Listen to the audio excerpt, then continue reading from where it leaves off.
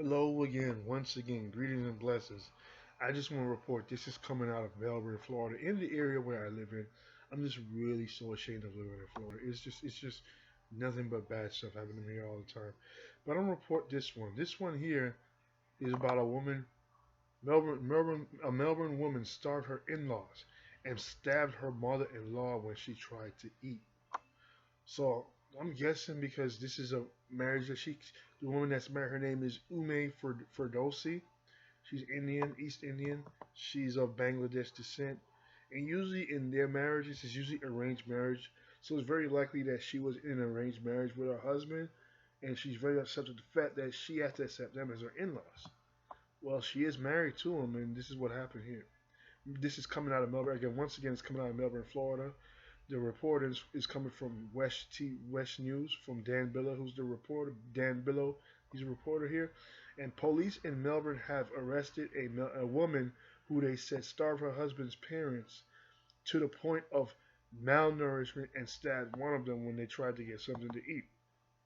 Ume Ferdosi, 38, of Melbourne, is charged with aggravated assault on a person 65 years or older, battery on a person 65 years or older on 2 counts of aggravated abuse on an elderly person. According to an arrest affidavit, Ferdosi forced her in-laws to beg for food and often denied them the chance to eat. On at least one occasion, Ferdosi cut her mother-in-law with a knife when she tried to eat, the affidavit said. The couple speaks very little English, went to a neighbor's house and across the street and begged for help. I have two neighbors across the street that are asking for help. They asked me to call for some help. A neighbor told 911 dispatcher when the couple showed up at his house extremely malnourished. A woman who identified herself as a landlord in the neighborhood said she noticed people trying to hide food from the couple. According to the affidavit, Ferdowsi's husband told police he said his wife hurt his mother. He has not been charged in the case.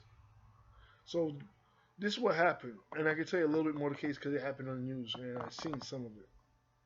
Now, this case that happened with this woman that starved her in-laws and stabbed her mom for trying to get food, they actually had this in Melbourne where she went to court, and all the charges against her have been dropped. That means she's found all the charges that she had going on that she was charged about is gone. She has no charge for hurting her in-laws.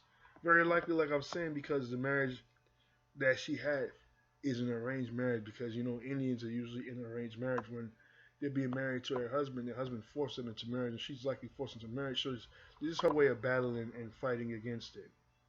So I mean, like I say, when you're living in Melbourne, Florida, you're gonna see all these type of things going on. I mean, if I were to report these stories, it'd be too many stories for me to put on YouTube because it's just a lot of crime in Brevard County. No one wants to talk about it, so I decided to talk about it because I live in the area and I hate this area. I really do. I do just about anything to get out of the state of Florida, period, because it sucks. But I just want to tell you the truth of what's going on and this crimes that are going on, these events that are going on. I do feel sorry for the woman that's in the arranged marriage, and there's nothing we can do about it. You're already married to the guy, so you're just gonna have to deal with it. What you should do is find a way out. If you don't like the husband and you don't like his family, you need to find a way out. File for divorce, do something. You know what I'm saying?